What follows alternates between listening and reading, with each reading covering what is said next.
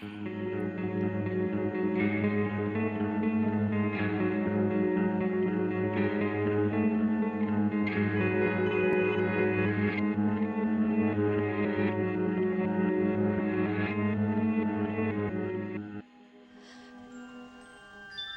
do you know anything about witches?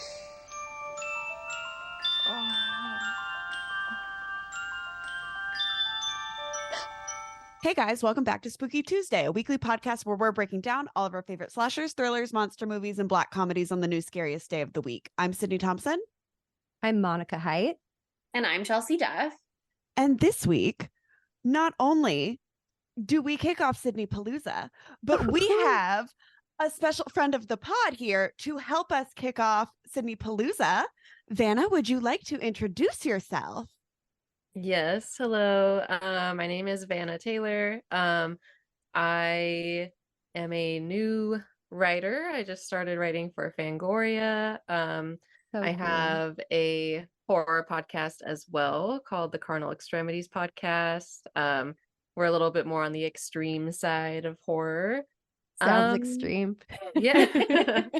Yeah. Extremities. I mean, woo. Yeah, we pair up an extreme movie with an extreme quote unquote music offering, and yeah, that's pretty much it. And I just finished my master's. I did my thesis on horror film analysis as well. So that's hell yeah, my background. So cool. So she's smart, she's brilliant, she's beautiful. She has an extreme horror podcast where you might call this a not as extreme horror podcast. If you want the this hard is like stuff, a goofy girl go to Vannah. Yeah. It Yeah, gets extreme here sometimes. Sometimes we got to bring in an expert though to make sure we're extreme enough for the episode. There you go. She's also doing this super cool 31 Days of Halloween thing on her Instagram, Siren Death Cult. Did I say it right? So you changed the name. I know. And I have like recognized like 5 of the movies, and they all look so fucked up. Like all the ones that I don't know, I'm like, what the fuck? Vannah, you're so strong. So yeah. I'm very excited to go through the list. Yeah, it's like all films that are like so extremely me, but like I haven't actually seen them yet. Like where it's kind of like a sin that I personally haven't seen them because they like are so extremely my shit. So yeah, so it's been really fun. I've loved every one of them, obviously, but yeah, it's been a wild ride. Amazing. I can't wait to start watching them. But Sydney, continue on the Palooza. LOL. I was just gonna say, and Vannah is here to discuss one of my literal favorite movies ever to watch. And that is Suspiria, and not the remake. This is the original one, the 70s one. I haven't seen the remake. I don't know. I heard it's technically better, but I don't know. Depends on what you're looking for. Has anybody else seen it? I have seen it. Yeah, I actually really love it. Yeah. But yeah, it's hard to say whether it's better or not. It really just depends on what you're looking for. It's totally different. He specifically was like, I'm not trying to do a remake. I'm trying to do like a reinterpretation, or I don't know that was the word that he used, but he like very much was like, yeah, like this is based on that. And it's kind of I mean, I haven't seen it, so I could be speaking out of my ass entirely. But I got the impression that he was like that it's very inspired by that. It's trotting a lot of that same territory, but it's not trying to be that.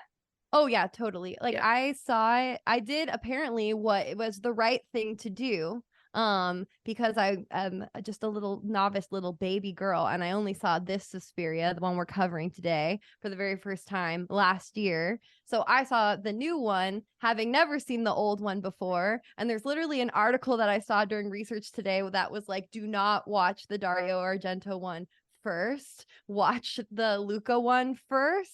So you don't compare them, because it'll just fucking piss you off to compare them, because they're so different. Like this is like the Technicolor dream coat of horror, the 70s one, and the Luca one is much darker, and the stories are so different. I mean, I haven't seen it since in years, the newer one, but completely different things go down. Same vibes.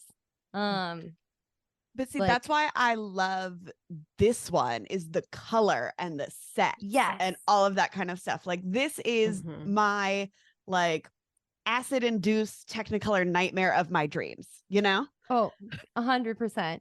It was seeing this morning at 5 a.m. because I am very jet lagged. So if I seem weird, I'm really sorry. I woke up at 2:30 a.m. and I watched Suspiria at 5 a.m. and now it's 5 p.m. So it's been a long day. But watching it this morning with like headphones on and really like getting into the score, like was such the perfect way to watch this. Because the very first time I saw this movie, I went to a theater in downtown LA and Goblin performed the score live, which was that's dope. It was so fucking awesome. I went in having never seen the movie before. Like my friend had an extra ticket. It was like a last minute thing. And it was super overwhelming because there's like a million people and the band is performing live, but they didn't do the fucking like weird like oohs that are like going on the entire fucking movie, and that changes everything. Like, oh my god, it's so good. Yeah, I mean, I was thinking about it when I watched this. I'd never seen it before. I knew it was very like vibe dependent, so I was trying to just like shut everything out and just immerse myself, but I don't think I could create like exactly the right atmosphere to really click in like I was watching, but I didn't feel like I was the vibes weren't like penetrating, you know what I mean? Like they weren't coming through the screen in that way. And I know I always talk about when I saw Carrie at Cinespia that one time, but I can imagine that if I was like sitting outside on the grass in a crowd and there's like a fine misty rain and I took a movie going supplement, that this would like slap in a completely different way. That would be like the ideal movie watching moment for this. Alas, I had to do with my living room and just make the best of it, but it was interesting. It wasn't what I thought exactly. I think I'd heard too much about the Luca version, maybe because of I the thing that I'm always like, oh yeah, that's the movie where somebody gets folded, right? And nobody got folded in this one. And so it was so much more like kind of a quieter film than I was expecting it to be. But I'm not super familiar with giallo as a genre, so I was just kind of doing my best to open myself up to the experience. My favorite thing about giallo and just, you know, old Italian horror movies in general is that they're all dubbed. And yeah, that's so weird. But here's the thing. I did not notice that when I saw it in the theater. I did not notice that. And I didn't notice it until I was reading about it, because every time I've watched old Italian horror movies, I've always taken a movie enjoying supplement, and it has just, I'm just like, well, that's how people talk. Like that's totally normal and fine and not weird. Well, I also assumed maybe the original was in Italian potentially, and that's why it maybe could have been dubbed. The only other giallo I've watched was Blood and Black Lace, which I watched with Vannah actually in a group. Monica was there too. But I, that was Italian and I fell asleep, so I didn't really like get the whole thing. So I was Googling this one. And I guess all the actors just spoke in their own native languages during filming, and then they dubbed it into whatever language they were releasing that version in later on. So like when the German doctor is talking, he's just talking in German, and poor Susie, the actress, is just doing her best to be like, yeah, I understand what you're saying, and he had to like pat her little leg to be like, okay, I'm done with my line now, your turn. Fucking love it. That is so funny.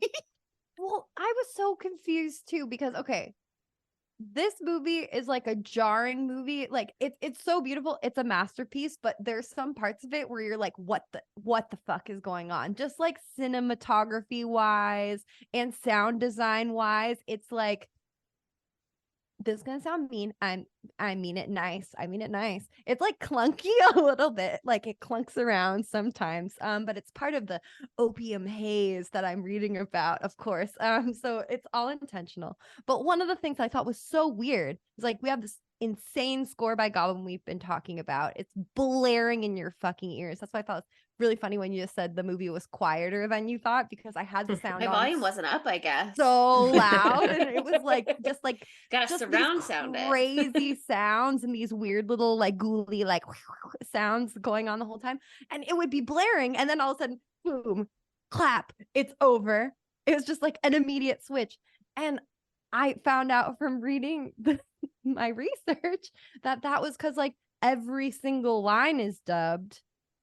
And so there's no like soft fade into the next thing. And also like there's no audio like from the scene anyway, because the way that Dario did this, he was playing the soundtrack really fucking loud, like over loudspeakers while the girls were doing whatever the fuck they were doing.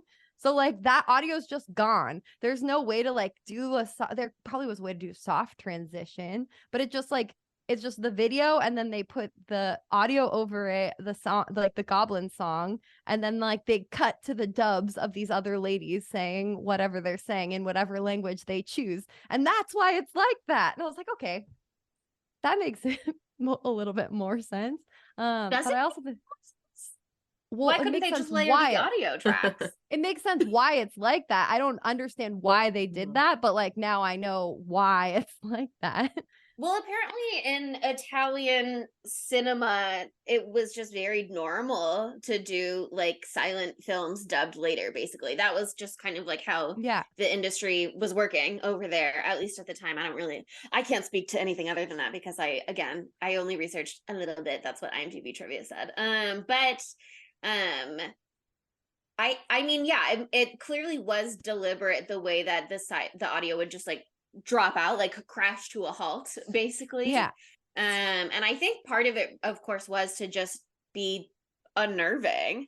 But yeah, it's really interesting to hear about the way that they made it, because there's also a quote on IMDb trivia from the main actress, Jessica Harper, where she was saying like, yeah, it was so weird to film because he'd be blasting the soundtrack, but also you could hear somebody building a set next door, hammering away. And you're doing your best to just be immersed in the scene, but you know, there's Dario's some just flying by the seat of his pants. He's like, we gotta get the next incredible set built. There's no time to waste. Okay. If you haven't, I realize we're really into this. Yeah, fuck. So if you haven't seen this original Suspiria, it is an American newcomer to a prestigious German ballet academy comes to realize that the school is a front for something sinister amid a series of grisly murders. Oh my God. I really want to watch the new one again after seeing this. I need to watch the new one. I wish it was more colorful. It looks really gray in the trailer. It's very I thought gray. it was going to be red. That's so disappointing. There's red. There's pops of red. Okay, the finale is red. The finale is very, very red. The rest of it is very muted. It's a very like Cold War era Berlin vibe, you know, which I do appreciate. But if you're expecting Suspiria, that's not what you're getting. Oh yeah, I mean, he took a huge risk because he's like doing the same name, and it's obviously based on the same thing because it takes place at a dance school, you know, like it has the same like DNA in that way, like story wise. It's like setting wise. How about that? Setting wise, there you go. But then, you know, he just went a totally different direction. But again, if he did the same thing, everyone would be like, you dumb idiot, you didn't do it as good as Dario did. And so like, you know, it is what it is. But something that I loved reading about this was that Dario was trying to make this movie look like freaking Snow White, like Walt Disney's Snow White. And I love that because I was telling Sydney this morning. I just got back from this trip, and the whole time I was there, I was reading this like ancient book this ancient copy of Grimm's fairy tales that literally dissolved in my hands over the course of the trip. The front and the back fell off and the spine fell off. It was very interesting. But I read the original Snow White in that book, and it was so interesting because obviously he's talking about the Technicolor part of it, but I just reading the OG fairy tales and seeing how fucked up they are just also is very informative for this movie too. He really got that the fucked up energy, the spirit that the Brothers Grimm intended, you know what I mean? Oh yeah, because I haven't read the original Brothers Grimm Snow White, but I have seen the CBS 2000 era miniseries The 10th Kingdom, which is basically the same. And from what I recall in that, there was content about being made to dance in like hot iron slippers, and that is like a part of it. And so like the dancing and the torture and the like blah blah blah, like I can see how that folds in. Oh my god, I totally didn't think about that. That's the punishment for spoilers for the original 1,000-year-old Snow White Grimm's fairy tale story. Spoiler alert. At the end, the queen like comes to this wedding because she like found out that the bride is the beautifulest woman and she thought Snow White was dead. And then it's Snow White and she's like, oh fuck. And then they're like, haha, bitch, it was a trap. And they put her in red flaming hot shoes and she has to dance until she fucking dies. So metal. And it's like 2 sentences. That's all they said. And they're like, and they knew, and she knew she was that she was fucked because there are these hot shoes and she put them on and she danced until she died. The end. They just drop it like that. It's so perfect that Vannah is here because after we did Saw in September, and with Saw X having come out recently, I've been on a journey, and Vannah has been one of my Saw experts. And like the red flaming shoes, the moment in this movie where she falls into what I can only assume is a whole bunch of razor wire. It is razor wire. Random little saw traps abound. It literally like Jigsaw saw this movie Suspiria. as he should, as any spooky boy should. He should see the originals, the classics of the genre, and he took notes. Actually, the original Saw is actually inspired by Giallo films. So like in the original one, you know, he has like gloves and he's kind of wearing that like hood. When I interviewed the filmmakers of Saw X, the cinematographer specifically I talked to, he said he like meeting with the director and stuff, like they talked a lot about like deep red specifically being a huge influence. So it makes a lot of sense. I'm sure James Wan definitely took a little bit of Suspiria. I mean, thinking about like the needle trap and Saw 2, like that's basically the same thing as this razor wire trap. Like well, also I've only seen the first one. Yeah. Exactly. Paul crawls through literally a razor wire and then it cuts through his tummy and his tummy acid comes out. Yikes. Sorry, I just love bringing up that part. Yeah. I was just like, that's so wrong. But yeah, I mean, I have seen Saw X twice now. I've seen Vannah. Now I've seen every Saw movie except for Spiral, which I just haven't gotten to yet.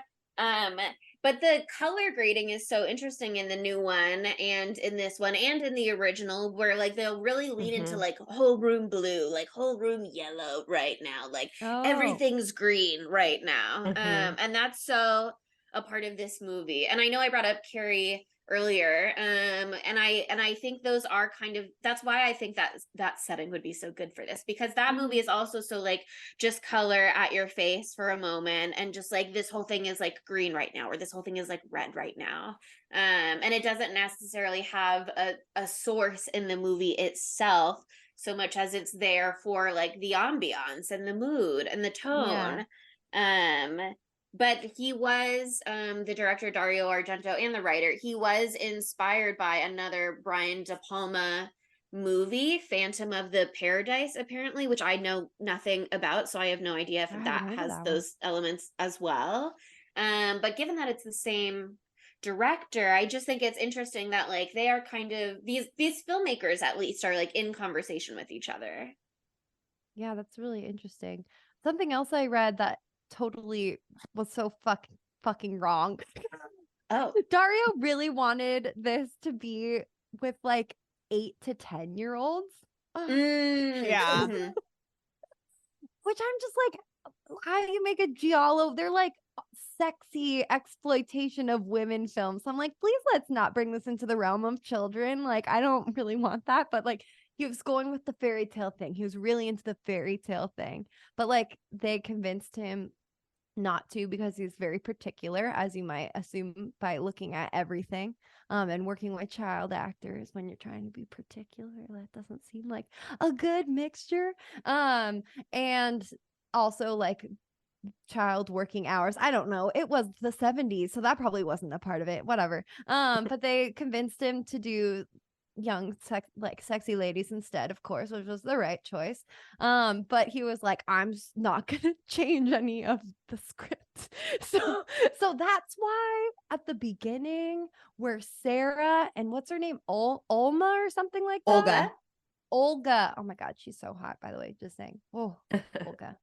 Olga is everything to me. When they have that fight where they're like sticking out their tongue at each other, and I was like, what the fuck? That's because it was supposed to be kids. Interesting. I could really see this movie working with like preteen girls. I think that would, I don't think the conditions this film was made under in the 70s would allow for that. Yeah. But I think the content of the movie itself doesn't like negate having kids that young involved if the conditions were right to make it. I really think that I can absolutely kind of just like project that into the film, and I think that would be really interesting to watch for sure. Maybe in the next remake they'll do that, but yeah. When is Disney Channel going to make their version of Suspiria? Disney Plus coming out with Suspiria next Halloween. Disney Plus original. Oh my god, that makes me want to die. I'd watch it though. Also, apparently, I don't know if any of y'all noticed this. I just head-butted my microphone. Anyway, that wasn't what I asked if you noticed, though.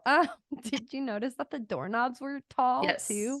So that is why, like that, it's because he couldn't have kids. He was like, let's make these women look like children. It's not a talk to me thing where things are just randomly like weird in Australia. But yeah, I think that's like one of my favorite things like to notice because it's like right by her face. It's not even like up here. It's like the doorknob's like by her face.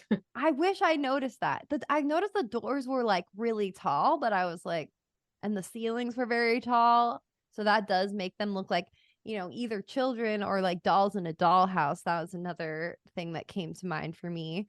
But yeah, I did not notice the tall doorknobs. I gotta go back and watch that. So silly. But, you know, I love that he like was like, you won't give me what I want, but fuck you. Like, I'm gonna make the vibes anyway. I'm gonna DIY it. Yeah.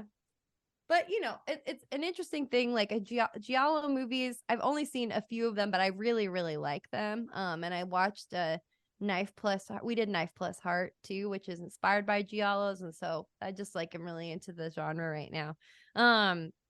But they're all about like hot, sexy ladies being slain by unseen men or whatever, you know what I mean? They're like very exploitative of women, usually. But this movie is different because like, well, one, there's honestly not that much of the like they're naked and then they're stabbed to death thing, which happens a lot in other giallo movies. Like it's a little less nudity in this one, but there's still some.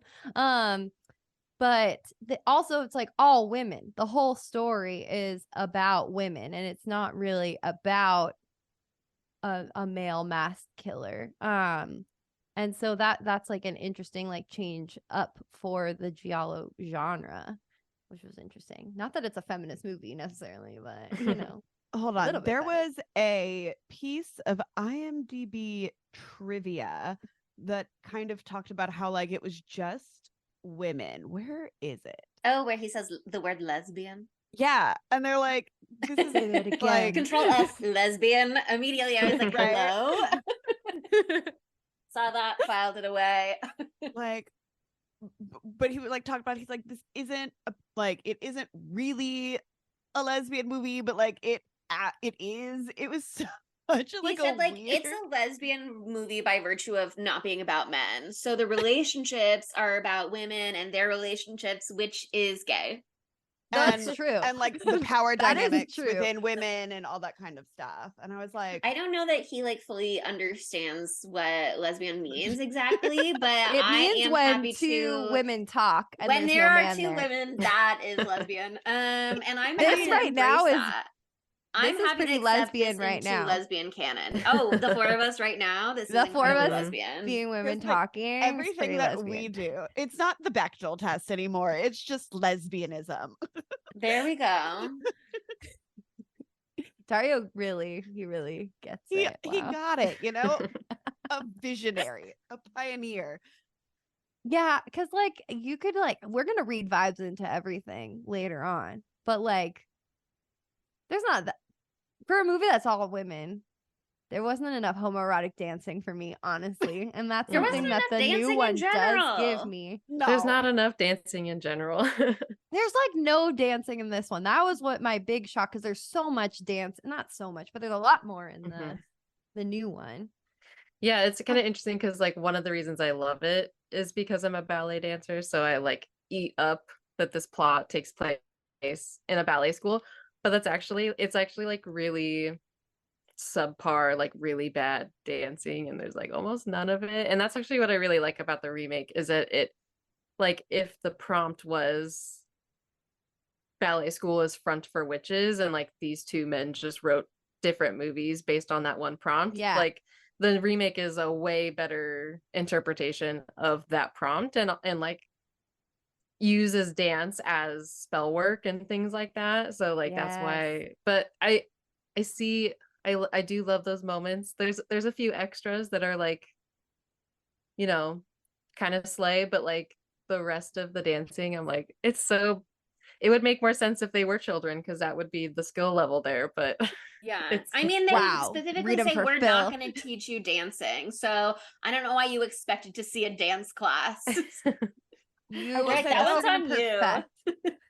We told you, come here already dancing your heart out. And then that's before the movie starts. Yeah.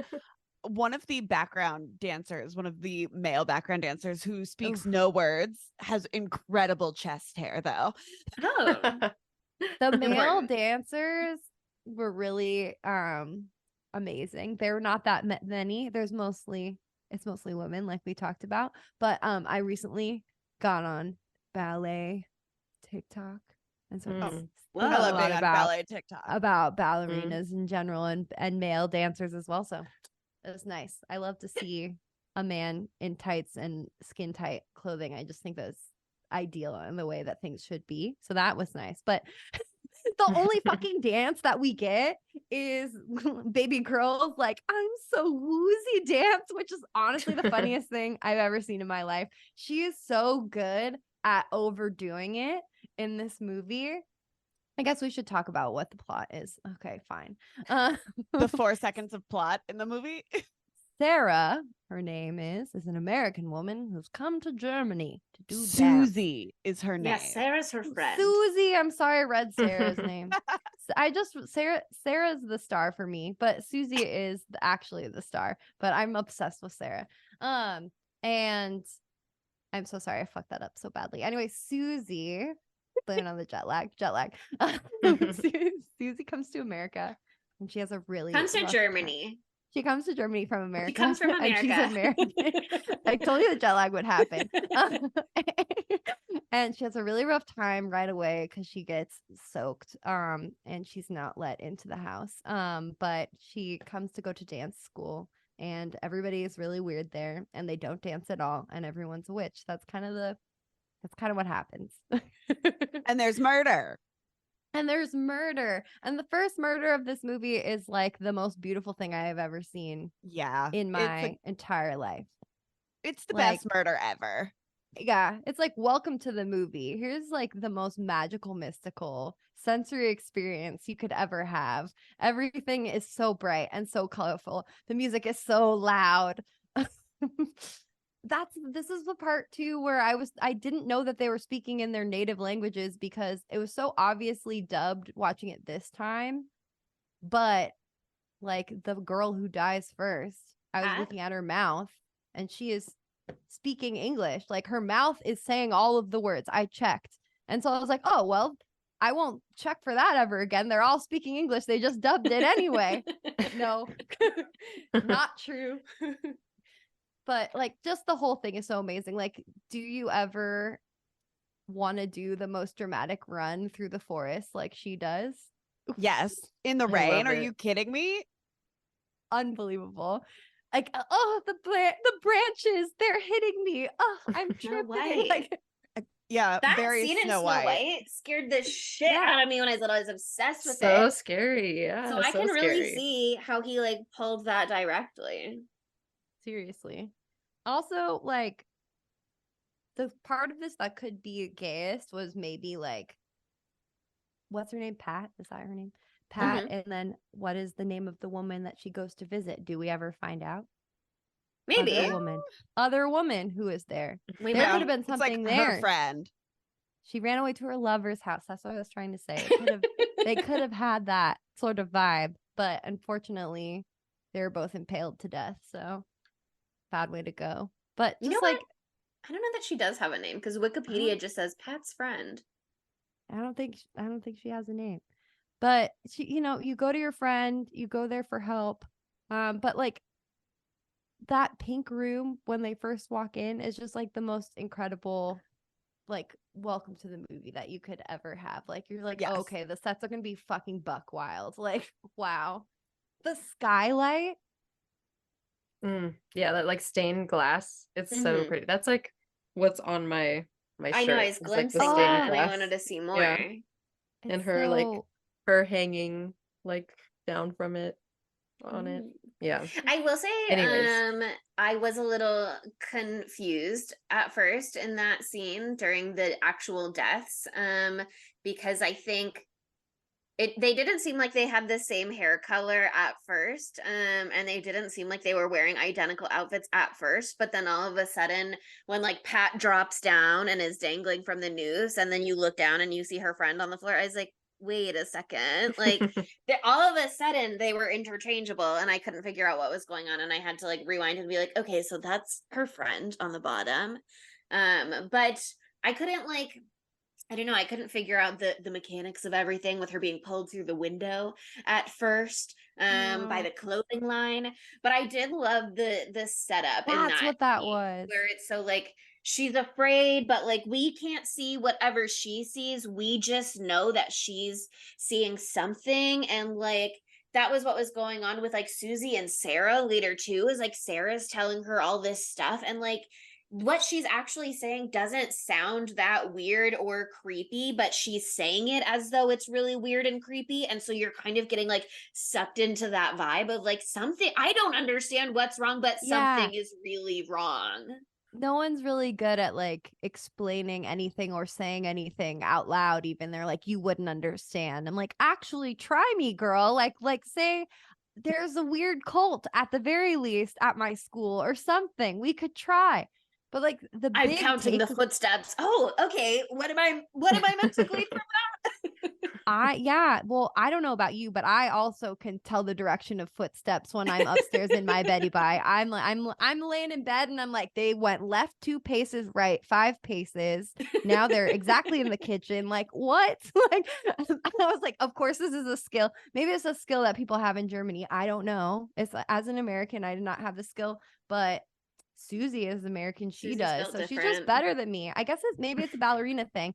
Vannah, would you say as a dancer that you can it's like the steps of a dance, maybe? Is that what it is? You think that's what it was? Ooh.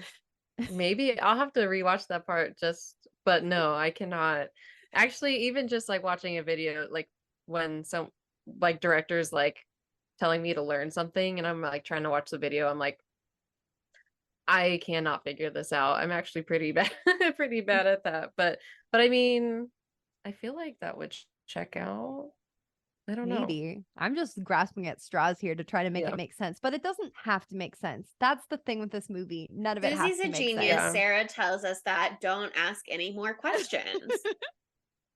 True. You're just along for the ride. You just have to Except, You just but I guess like with the like original essay being about like a hallucinogenic experience, like it would kind of make sense that like all of these people are experiencing things that other people can't see. And like if you were to explain a trip to someone, and you would sound like she sounds, and you'd be like, okay, yeah, I guess that's scary. I yeah. You were just high, Yeah. like, so it kind of makes sense, like if you think about that, like why everyone is just like freaking out. And I No, think totally. also part of it is that, like, even if I could verbalize it to you as, I think there's a coven of witches at my dance school, it's like, do I really even trust that that is like a logical conclusion that I came to myself? Am I questioning myself about it? Like, maybe if I say one thing that it sounded normal in my head, but then I say it out loud and then I go, well, now that I'm hearing it, like, I don't think they have any trust in their version of events yet. And maybe if they were able to get some distance and process things, like maybe the next morning, Pat could have sat down and talked with her friend about it. But she doesn't make it to the next morning, and she just ran away in the rain, coming down, pouring down, ran to her friend's place. So, she just she's a little too in it to get into it. Totally. And just for context, in case the listener does not know, because I had no fucking clue. The drug trip thing, the poem that we're talking about, is that the title of the movie Suspiria is based off of this Latin phrase Suspiria de profundis, meaning sighs from the depths. Wow. Okay. Very cool. And it's based off of this story from this English author and opium enjoyer. This is a quote from an article that I read. Good preface. Thomas de Quincey. And he writes a story that's he used that phrase. It's conflation of hellish torment and erotic ecstasy. That's what he was talking about. That you feel when you're on opium. That's part of the feel. Because you've heard about opium dens. Everybody's like just like writhing around in a mass, That's what I've heard. It's a big horny thing where you don't really know what's going on, and it's like a daze. But anyway, in this story, he wrote about these, like, I don't know if they're witches or what exactly it is, but there's these three mothers, these three women, and it's Our Lady of Tears, Our Lady of Sighs, and Our Lady of Darkness. And so this movie is Our Lady of Sighs. So Suspiria, because Suspiria means sighs, and I just found out that part right now because I misread this earlier. So that's very cool. And then apparently another thing I found out today is that this is part of a trilogy of movies that Dario Argento did. He did Our Lady of Sighs, the one about that one. This is Suspiria. Then the next movie he did was Inferno, and that was supposed to be about Our Lady of Darkness. And then he waited until I think 2007 to do the last one, and I think that one is called Our Lady of Tears or something like that. I think it might just be called that. No, The Mother of Tears, excuse me. And then he finished up the trilogy, and I've not seen either of them, but I know that Vannah saw Inferno. So Yeah, I haven't seen the last one, so I guess I should watch that. But I've only seen this one in Inferno. I would be so interested to see movies that he made in the Y2K era, like what possibly Argento would look like in that decade. That's so wild to me. I imagine everybody has like a Razor flip phone. I think that's something he would really want to include. Definitely a lot of social media, not the early days of social media, texting. Paris Hilton plays every role. Yeah, As she I should. loved her. I loved her in Argento's 2007 film. But anyway, we haven't read the poem by this opium man, but it's based on a big fucking drug trip, a spooky witch drug trip thing. I don't know. And so I think that's very informative for the viewer. It doesn't have to make sense, because when you're on opium, it doesn't make any sense. And it's okay that the kills are very hard to tell what's going on, because they couldn't, special effects weren't the practical effects are hard to do, so it's a little disjointed. It's okay that the cuts switch very strangely. It's okay that there's that one time when Susie's talking to the guy who knows all about magic, and the way that they film her face when she's talking to him, and it's mostly focused on the man's giant bald patch on the back of his head, and it's the weirdest shot I've ever seen. That's part of it. It's all that's what happens when you're on opium. And so that's why it doesn't make sense. High key, I wish back I would absolutely be in an opium den at some point if I was way back in the day. Yeah, you would have. Like, I think that would just be so much fun, you know? Like, and how I think we've it would been be just like this film. Yeah. Yeah. No, I mean, if it's just like this film, that sounds great, except for the whole dying part. But it's just like how we're bringing back kiss spots. What's it called? Make out. Oh, Yes. oh. Bring back makeout points. Bring back opium dens. When I run for president in 2024, those will be the two things that I'll do. Oh my God, Sydney, you got to start your campaign. You're behind. You can count on my vote. No, she doesn't have to start until now, because she's going to just come out and she's going to be like, I'm Sydney Thompson, opium dens, makeout points. And everyone's going to be like, fuck. Yeah. And they'll be everything else. Okay. And they'll be right next to each other. It will solve all world problems. I'm just saying. You do some opium, you make out with everybody, problems are solved. Mm-hmm. No, well, I see it. Can't argue with that. Wow, I'm compelled. I'm excited. Mm-hmm. That's 3 votes. I'm just saying. 4 if I vote for myself. Oh my God. If it's gonna be hard to win Sydney's vote, but I think she might pull it off. Oh my God. But yeah, I mean, just to finish off that opening kill, like her head coming through the skylight was just like divine. That was so cool. What a cool shot. And what a bad way to go. Just a bad way to be stabbed and then also to be hanged. And then when you're falling to be hanged, the glass kills your best friend / lover. That's terrible. Also, why did no one open any of the doors? She tried so hard to save her friend. She was banging, she was screaming. And then also, why did she run further into the room when the glass was falling from the ceiling? Just not good. Just not good. There's a few parts of deaths that I'm like, girl, please help yourself. But you know what? It's not about that. Yeah, I mean, I think it's one of those things also where a lot of it has to just be chalked up to supernatural influence.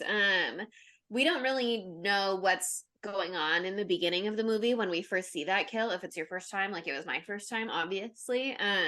Once you get to the end and you see like what the final boss is, if you will, then you can kind of like really make sense of it more. The conversation with the German psychiatrist magic expert also makes a lot of sense when he posits it as, he sets it up for the final boss comparison. He's like, it's a coven of witches and the queen witch has 20 times the power of everybody else, but if you neutralize her, then that's kind of all you need to do. I love the analogy of the snake. Like the coven is the snake and the head, the queen is the head of the snake. Serpent. Yeah, like which is it's very American Horror Story coven in that way. Yes. Yeah. No, totally. And it's interesting because something on IMDb trivia was talking about Monica's girlfriend Olga. And was saying that Olga is like or Barbara Magnolfi. I don't know. Maybe that's the actress that played Olga. I don't know who that is, but I'll look it up in 1 second. But she said that she believed that Olga was a young witch in training, and that's why she was interested in Susie. And there was even a scene in the script that they didn't end up filming where Olga was performing that final night with the Bolshoi or whatever it was. And they cut the scene just for like pacing purposes. Yeah, okay, Barbara is the actress. But if she believes that she was a witch in training, and we're going with like the serpent metaphor, she's the one that's like, S-girl names are for snakes. So she's the one really like feeding into that in the beginning too, and like dropping little hints of that, if you will. So it's interesting to see the way that they are weaving that throughout in tiny little ways. Do you think that everybody in the school is becoming a witch except for Sarah and Susie, and I guess Pat before her?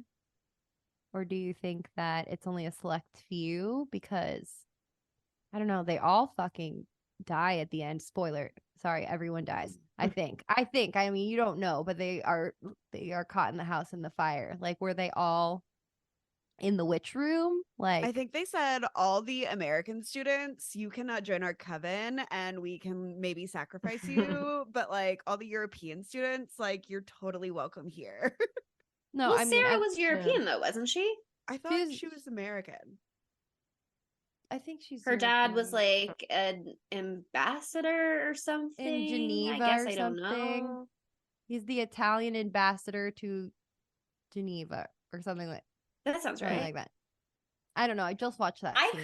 kind I of don't know. the conclusion that I drew, that I guess I don't know what this was based on necessarily, but I assumed Vibes. that basically none of the students were witches, but that all of the faculty and staff in general were part of the coven, including the little German boy nephew of Wow. what's her name, like Madame Blanc. He's Her so funny. He's so I loved his Yeah. little haircut. and he looks like his a little stare. Victorian ghost. And He's like, this just is my there nephew. to- I'm very attached to him. I'm like, okay, no further girl. questions, and it's like, all right. Mm. Timothy like- Chalamet would play him right now. But they dress him That up like a little jawline, boy. Yeah. He could do it. He could do Little it. They bowl just be like, cut. he's 7. Don't question it. I just imagine a world where the Wonka movie that he's in is like the normal Willy Wonka, but he plays every character, and I like pictured him as Augustus Gloop and like all the other people too. That could be something That they do as sounds a just sequel. like Dario Argento's Mother of Tears, starring Paris Hilton and Paris Hilton and Paris Hilton. So weird. No, So many but yeah, connections. but my interpretation is that it's like no one goes in knowing that they're witches, but the goal is to like train and convert them. But like by the time they're like kind of there, they're with it, or they're not. Like that there's like a weeding process, like as they go Fair, through, yeah. Do you make like the cut? yeah, do you Or make the you cut? don't. Like, and I think part of that, I think reading is probably informed by the remake, because I think that is a little more clear of like whether or not people are in on it, but it's more of like once you're clued into what's happening, you have probably felt the power, and so you're gonna go along with it, but some people are not going to, and that's gonna be your Pats and your Susies, and they're gonna be done away with. Yeah, that makes a lot of sense to me though, because I haven't seen the remake, and so I don't have any of that read, but there is that line in this movie, and I don't remember who says it exactly, maybe the magic guy, where he says that the coven, or the original mistress of the dance school, she was trying to start a coven, and they have to prey on the poor basically to get their success. I mean, it's kind of like, well, that's how it always works. But he really set it up as like the strong prey on the weak, and that's how they get their strength. And then when we see Susie come in the beginning, like they're just kind of like throwing her around at first. They're like, go stay with Olga. By the way, it's going to be $50 a week. And she's like, oh, okay. And she goes with Olga. And then they're like, oh, by the way, a room opened up, so actually come back here. And she's like, no, I like Olga's place. I'm going to stay with Olga. And they're like, oh, you're more strong-willed than we anticipated. And so I think it is kind of like this, the school exists to test your mettle and to see if you are strong enough to join the cult, or if you are poor enough to become prey for the cult, for the witches, for the coven. Ooh, so they're either fuel or they become part of the are you coven. predator or prey? And we brought you here to find out, and we're fine with either. But we're gonna find out. And that also makes sense with like all the conversations about money, where it like keeps coming up in the beginning when she's there, yeah, and then she's they like, go, oh, are you Olga's used to all the always- money talk? And she's like, it's okay, I'm rolling with it. Like, I can't really get a sense of if she's rich or not, other than Miriam was like, do you want to buy these shoes? And she's like, I have shoes, I just need them for today. But all the like talk about it definitely, I think, plays into like the poor is just chow for the witches and for the strong here. You saying that makes me think that more of the students are becoming witches than maybe I originally thought, which leads me to a question for you, Vannah. You can say what you're going to say first, but then afterwards I need you to answer. As a dancer, do you feel like when you're moving your body around, it opens you up to more magical abilities? Have you felt that? Witchcraft. Yeah. Do you feel open to witchcraft when you do ballet? Well, my point was going to be that I think like everything, like when it comes to the plot being about witches and about like feeling your power, and like also the talk about money and who's predator and prey, that is all just like, this could not be about witches, and this is just like the world of ballet. And like it's like, it's not like Dance Moms, but it's like Dance Moms, where like if you're a new student, like there are very select students who will get in on scholarship, but as soon as you get there, it's like, okay, well, first of all, the fact that she doesn't have shoes on her first day is like, if you go to like, even if you go to a ballet intensive, like that's just a month, you would bring like at least 10 pairs of shoes with you. So it's like, okay, you're gonna get bring shoes. them her first day. They're in her suitcase. I know, but like, but bring why a fucking wouldn't she? Suitcase. Anyway, Yeah, keep going. I don't know. Sorry. But like money, and then like if you're starting a show, there's like audition fees, there's like costume deposits, and then a fee for like each costume. So if you get more parts, you have to pay more for costumes. But also it's a very like gate kept hobby in the first place. And there's I mean, it's the classic artistic thing of like, who has the time to invest in their art versus who has to go work 2 jobs and doesn't have 16 hours a day to practice. Yeah, and it like fits if you've seen like Black Swan, like it's very much like what's going on here is a like mystical, like magical example of like the more real life dynamics that are happening in Black Swan, where it's about like predator and prey, and who, like, we have our beautiful little dancers that are going to get preyed upon by their teachers and things like that. But to answer your question, I do think like one of the reasons why I think the remake is so good at like using the dance is because I do think like when you're dancing and it's like a what is it, like a flow, when you're in a flow state, which is like something you can kind of really get into when you dance. Like I do think that it's meditative. That's why I do it. It's like meditation. And so I do think it's like the perfect setting for like this mystical, magical,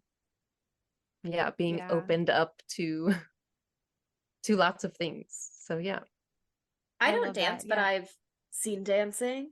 And I definitely think there is like this to ballet, especially this like magic quality to it, of the way that people are so like effortlessly lifted and moved around this stage, the way it looks. So like, obviously it is very hard to do, and it takes a lot of work and practice, and you really have to be religious about it in some ways to get really good. But the way that it looks so like effortless to the viewer, the way it looks like people are just like floating around almost, I definitely think that is a lot of the like the spell work vibes to it, for sure. Well, yeah, and I did ballet for 13 years, but I was like really, really like not very good. But like I did like point and all that shit. You got to do at my school, you could do ballet instead of PE. So like,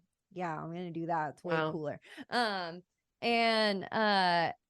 Yeah, but everything you're saying, like, it's fucking cutthroat. And it was like all of us like sucked. But like we had a teacher who like obviously had like an axe to grind that she was working at a school that was not a performing arts school, you know what I mean? And she was fucking brutal. And like they would like comment on your body and tell you that you looked chubbier and like all of this stuff. And like this is like the lowest stakes ballet that there ever is. And like the barrier to entry cost wise is insane. Point shoes are so expensive and you need the little things so your toes don't fucking fall off. And then you want to have like just the pressure at our school to have like the cool leotard and the cool style and the cool little shruggy sweater thing and all that stuff. Like it's definitely like has elitism in its blood a little bit, and they're trying to fight that now, but there's so much racism in it too in the past, and that's been really interesting to see how like ballet, like professional ballet, like grapples with like the change of the world now where they can't get away with that shit in the same way. So that's been really, really interesting. But yeah, I think that's why I also really liked the remake too, because like I don't know, we did this one dance performance where we did to this like very intense, like very witchy song that I can't remember what it is now. And we wore like all black and we spun around and around and around and around. And it like you feel very powerful and close to something when you do that. So I don't know. Yeah, and there's a lot of ballets that like the dancers expected to like give themselves over to like the role. Like that's explored a lot in Black Swan, like really embodying the character. But then there's also like every ballet is about a girl dying, and so there's so many dances in ballets themselves that are about dancing yourself to death or forcing men to dance themselves to death or and things like that. So like that's something that's so already woven into ballet that it like makes the perfect like her little like tired dance. Like it could have gone she's still really on point it the whole time too. If you look at like, her feet when you see them at the end of that dance, right before she collapses, like she's still on point. Yeah, so like a scene like that would almost be like in a ballet. There are plenty of like, oh, I'm dying, and so and like I think that's somebody so frenzy, the frenzy dance, like dances, that part of ballet. Oh, so interesting. The remake should be a ballet. Is now I'm putting that forward. Is the next adaptation should be a ballet of Suspiria, but it's all kids. Yeah, but it's all ballet. 9-year-olds. Yeah, it's all kids, and they're all Timothy Chalamet. Okay, got it. I'll work on it. I have a question now. Why did Blind Piano Man get mauled by his own dog? What happened there? I don't understand why that part's in it. I don't have to know. It's okay. It was just very sad, but what did he do wrong? He got fired. And then I missed that he got fired. And it doesn't really, I don't know if it specifies why he got fired, but he got fired and then he was like walking his dog later that night and got by a spirit who my guess is like possessed the dog to kill him. Why? Who knows? Probably because he was just a man. That's enough, I think. Yeah, I didn't really have any thoughts about it until now when we were having this conversation. And then I was kind of like, well, he's like in the service industry. He's like hired to play piano. So maybe he's just one of the have-nots on the scene. But then also there's like, what's his name? Like Pavlos or whatever, who only speaks Romanian. And they're like, you can call him ugly to his face if you want to. He's not gonna know. Funny. But then he's there at the end when he's like looking at her and he's in the secret room. So I don't fully understand the distinction. But I guess Daniel was prey to them. And then it's like an ableism thing. Yeah. Like maybe he's that too. not like he's perfect. I was gonna say something, then I didn't want to say it. But you get the gist just by being like it's ableist. I think probably, but that makes sense to me too. Also, and And then to be like, the cooks aren't part of it, Pavlos is not part of it, not because they are support staff in that place and so they're have-nots, but because they are like now part of it, but like almost in like a familiar capacity, like when a vampire has a familiar.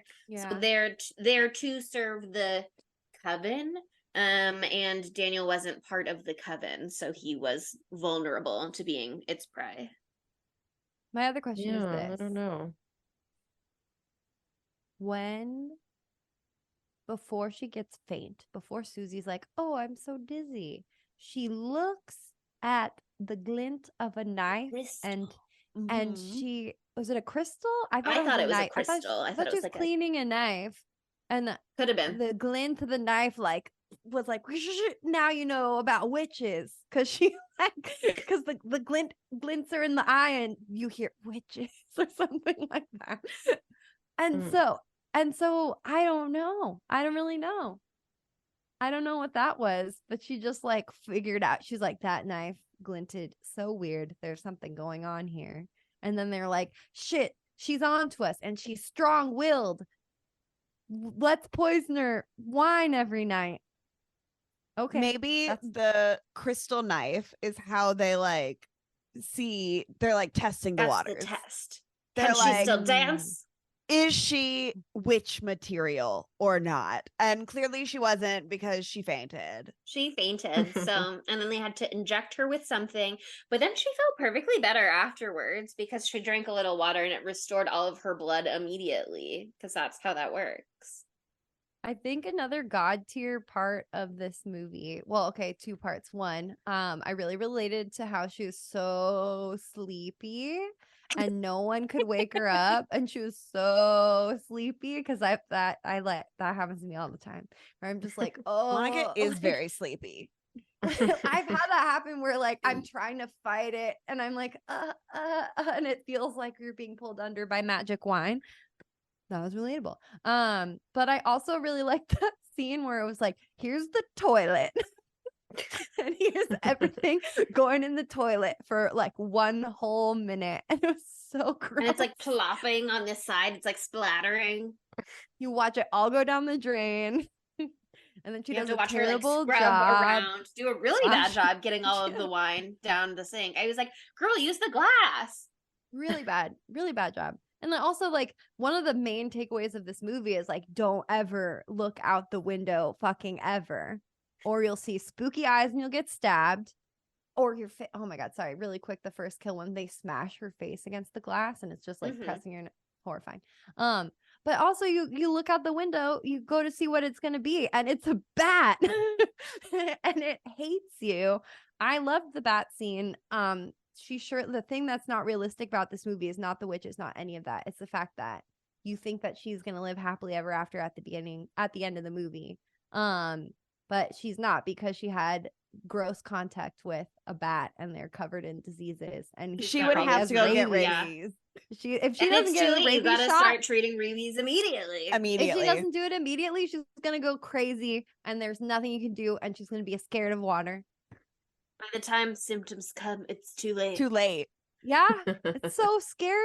You seen that Criminal Mind episode where the serial killer injects everybody with rabies? And infects them with rabies, and they all go feral. Probably. And they find like 4 people still alive, but they all have rabies so bad that they're like, it's too bad, it's too late. We're gonna have to put these people down. Yeah, they're gone. They're not people anymore. Yeah. Damn. Fuck you want to know who my favorite character in this movie is? Who? The hallways. There are so many hallways shots of just like music and the hallways. Like this movie's like a right at the edge of a tight 90. I want to say it's like 93 minutes. Yep. Exactly. I think without the hallways, it could be like a 45-minute movie. But you need the hallways to set the scene. But yeah, I mean, especially in the beginning at Pat's friend's hotel. No, we need those hallways. Whatever it is. We need those hallways. Those hallways especially are so stunning, gorgeous. Those hallways. But to see her like alone in them, blah blah blah. Especially they're so bright pink. You know what I mean? Like the hallways at the dance studio, they're they're dark. And sometimes they're a little green and sometimes they're a little red, but mostly they're dark. But the pink hallways in the beginning are so delicious. You needed the hallways, you needed that many scenes so you can remember how tall the ceilings are and how little the girls are. They're so small. It's very important. Another thing I just remembered happened is that part where maggots fall from the sky and everyone's covered in maggots. Ugh. And it's because there's bad is it witch food? Like, is it witch materials up there? Like, well, they say it's food, but we don't know that. Like, they say it's food that went bad. Plot relevant. Yeah, no, it doesn't become plot relevant. It's just gross. Just gross. Here's a speculation. Speculate. We know that Susie decides or is afraid that they're putting something in her food, in her special diet that they have her on. Is it possible that they were doing something similar to Pat and she was like hiding all of her food in the attic instead of flushing it down the toilet or something? And then it was just like accumulating and going bad over time and attracting maggots. Whoa, that's not where I thought you were going to go. Infestation. It could be that. I don't know. I think they just She's just were like putting it in a trunk up there, just being like, it's fine. It's fine. They're like, this is going to be a good solution to this problem for sure. They're like, we already have the sets. We got the crazy music. We have a bat. We have a dog. We don't have enough bugs. And so they're like, quick, add a million bugs. Mm-hmm. But yeah, I mean, knowing what I know from watching CSI and Bones, where they're always like, this is our bug guy. You gotta have a bug guy. It's something like a 3-day turnaround between when the flies come and then lay their eggs and then the eggs hatch into maggots or whatever, right? So like Pat just leaving in the beginning of the movie. Now it's been a few days that Susie is there. The maggots have hatched. Now they're infesting. I just thought that it was a big plot hole that it wasn't a dead body. I was like, really? It's fucking food? Like the maggots are from food? Like, I don't know. Anyway, it's a mystery. We'll have to ask Dario himself. Or it was all just there to get them all into one room for some purpose, and to do a spooky spell on them while they're all sleeping together in that one room with the sheets up to separate and the red lights. And it's like scary. That was so beautiful. And also I love when Sarah, like the big, like it's starting to get witchy. Sarah's like, you hear that snore? Isn't that freaky weird? That's her snore. Like, I know that snore anywhere, and it's weird that she's here, and it's sinister that she's here. I was like, why is she out? She lives in that little room that's deep inside. That shouldn't have been affected by maggots. I don't know. I don't need to know. I loved it. I love that her weird, unique snore was plot relevant. I did love at the end when we get the snore again, and then I could finally hear it properly for the first time, and I was like, it is weird. It is kind of a weird snore. It's like it sounded like a regular snore to me earlier, but now I hear it. Well, also like a big part of that part, you don't hear the snore, you just hear goblin. And you hear just like Sarah being like, like she's just like in your face whispering at you, wakes you from your slumber to be like, do you hear that snoring? But yeah, I mean, I think there definitely is something to the getting them all in one room, especially when they deny that the directress was there sleeping there with them. That could have been something about sussing out who's strong and who's not, or like getting a sense of the energy of the group, or doing a spell on them that's gonna come to fruition later. I don't know. I mean, you know that I really like to know everything that's going on in a movie, and this is not the kind of movie where you're gonna get that, so I'm just doing my best to make connections. We're just making shit up, and that's fine. Yeah, I think there's room to speculate on that for sure. That's my reading too, is that they wanted to have everyone, or at least that's why she's also there, is because she wants to see what's going on. Like, do we have a good bunch? Is there anyone like sussing out who hers like her next, any weak gazelles in the herd? Yeah. And like successors and things like that. Like when it comes to like Yeah. a coven dynamics, like that's my And reading. then with that same mind like idea, like they flash her with the glinty sword or whatever, so she would get sick, and they made her sick on purpose so they can force her to move into the house and move out from Olga's place, because Olga's just a novice witch. She can't do all the shit from her very stylishly wallpapered apartment. Very stylish. Yes. Very stylish. Can we talk okay. about the pool scene Yes. for a second? Because one, the swimsuits were so thin. So thin, but Susie was wearing one. She might have just been wearing a t-shirt the exact same color as her undies. Mm-hmm. She seemed like she didn't bring a suit with her. Material. It looked sort of like a swim adjacent material. That's the part where we get a little sexy stuff. There's in true giallo form, get a little vibe of a boob. You see an areola and a nipple through a swimsuit. Through the and they're like sexily whispering to each other in a pool and being watched from above right before Sarah gets got. Sarah, just like the pool is not a good place to tell these very important facts. Famously echoey rooms. Yeah. Very, very echoey room. Oh my God. Also, that scene, we get like my favorite outfit of the entire thing, and you only see it for 5 seconds, but there's just some girl and she's walking by the pool and she's wearing this like rainbow, like strapless dress with like, no, it's like strapless dress. And I think there was like some sort of like neck scarf part of it. It was awesome. And I was like, give me more of that. I also love, I do love the fashion in this. I love all the like struggle sweaters, but like, I think that, you're dressed to theme right now, Monica, yeah, with your gauzy fabric. I know, girly, I did that on purpose. I also want to say that I did have the exact same fucking haircut that Sarah and Susie both have. But I got my hair cut and they gave me front bangs when I did not ask for that. So now I have a different haircut. I could have styled it that way, but my bangs look good today. So I wasn't going to do it. I was really excited to look exactly like her. But I was like, fuck yes. I have mastered the 70s thing I was going for. I'm so happy. But yeah, the outfits were beautiful. But that last outfit that she was wearing, I could see Gen Z wearing that now.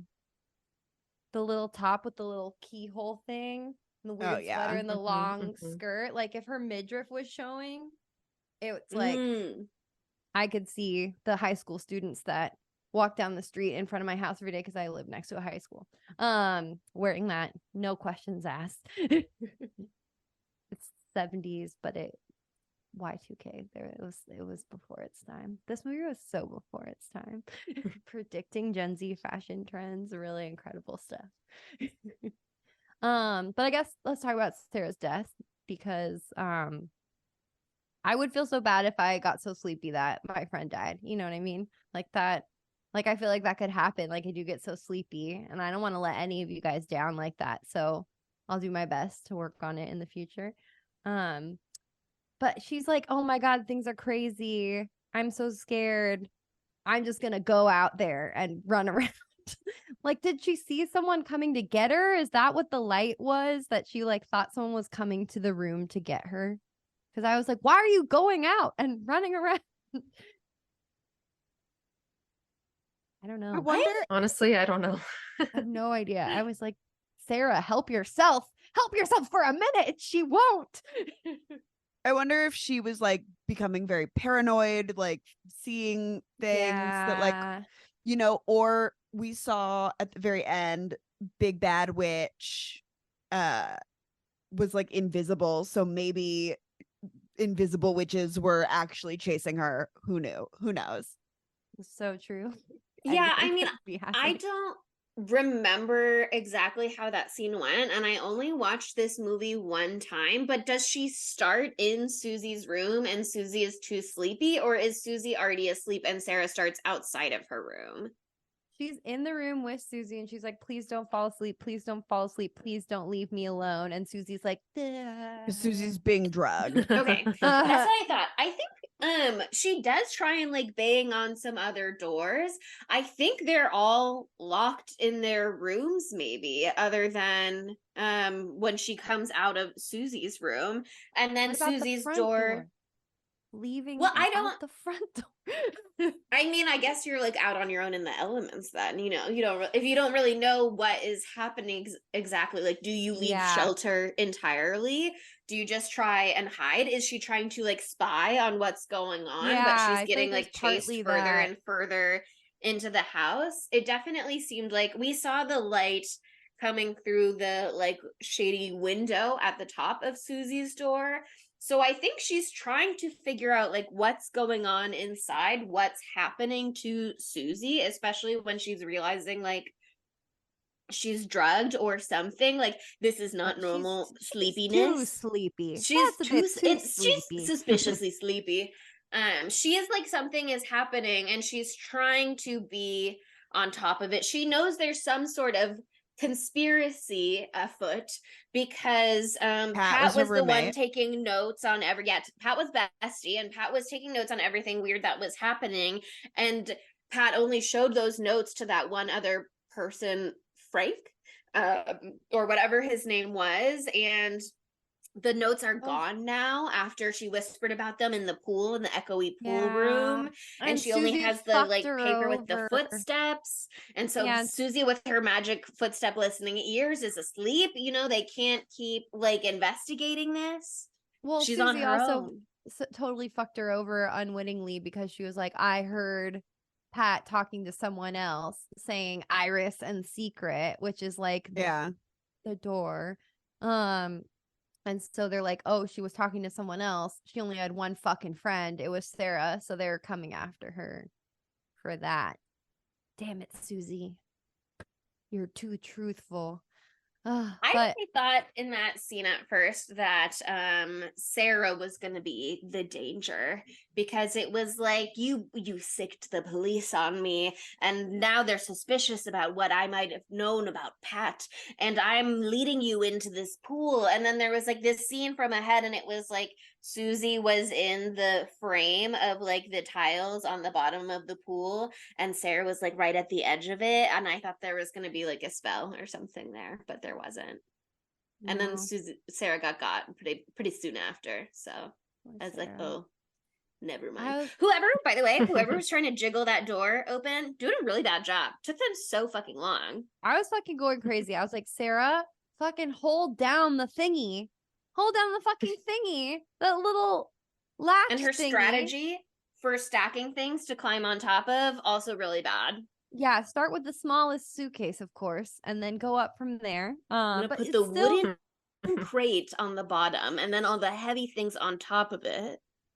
And just the way that she actually like dies, like the razor wire we already discussed, but like that is like, it's so fucking goofy. Where she's like, yeah, I got through the fucking window, let's go, and then she like doesn't look down and just boom into fucking barbed wire, razor wire, whatever it may be. That was brutal. I mean, a remake of that where they actually show a little bit, more gore, because like she's like very obviously not being cut, though she was maimed terribly during this part. She got a bunch of little pinches all over her body because the wires pinched her, poor thing. But they only had to do one take, so don't worry, she got it in one. But that would be a very, very horrifying watch. But even then, it was her throat being slit. It does make more sense though, with we talked about it at the end, with like the aspect of invisibility as opposed to just like magic to make things. Like they can't magic the door open, they still have to jimmy it open with a little barber's razor or whatever that was. Barber's razor, yeah. It looked like when the men go to the old-timey barber shop and they get like and then they scrape it away. It was that kind of razor. That's what they used. That for sure. That was it. That's what it is. Nailed You're it. spot on. You nailed it. Crushed it. But yeah, I mean, it seems like things are sort of happening of their own volition when we see the magic whenever we see it, but that there's someone just like invisible there the whole time also makes a lot more sense. Yeah. Mm-hmm. But then I'm also like, then where's the rest of the magic? But I guess the shiny crystal knife, that's magic. There's no way to know. Making the dog go crazy, that's magic. They can control animals and they can reanimate dead bodies. Oh my god, that was one of the coolest reveals. Oh yeah. In this, when they that was show great. Sarah's dead body and she's got the 2 needles sticking out of her fucking eyes, like that fake body or whatever it was, or if it was makeup, whatever. It was awesome. That slapped. That was so cool. But yeah, I mean, Sarah's dead. She dies. And so Susie's got to take matters into her own hands. And she's like, I'm going to get to the bottom of this mystery. She talks to all those people. We already know about that. But then through the power of magic, she remembers everything that she heard that one time. And she finally understands. I also like when she was talking to that one guy in the green jacket, she was like, I have this memory. I've heard of witches, but I don't know how. And I didn't understand what that was. And it was because she was so sleepy and Sarah was talking to her the whole time. So sleepy, and that's why she couldn't remember. So anyway, sorry, I interrupted myself. But I love that she like finally figures it out. And I love her little journey. She's like talking herself into it. She's like, that's why the footsteps stop. Carpet, like all of her little like eureka moments. But I really loved that the like most beautifully painted room besides the pink room in the whole movie like has a secret passageway in it where you spin a little flower. Like, I love that little passageway. Yeah. 3 irises and then you turn the blue one. That's gay. Like, that's gay.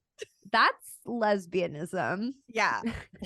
Ask Dario. If there's a woman and another woman, that's lesbianism. But if there's a woman and she touches a flower and moves it around ever so delicately too, she's kind of like doing a little like, you know, we know a circular motion. Oh yeah. Yeah.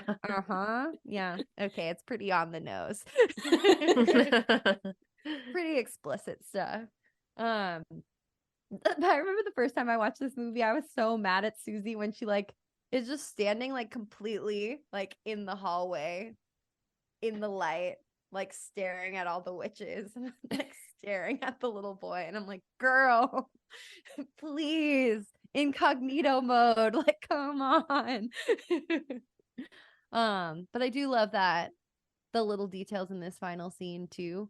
I love that, what's his name? Ugly man, big ugly guy who looks like Lurch. Pavlos. I love that Pavlos really liked Sarah's lighter and he nabbed it right away. I liked that they made sure that knew that Pavlos got his lighter. That was like a big focal point.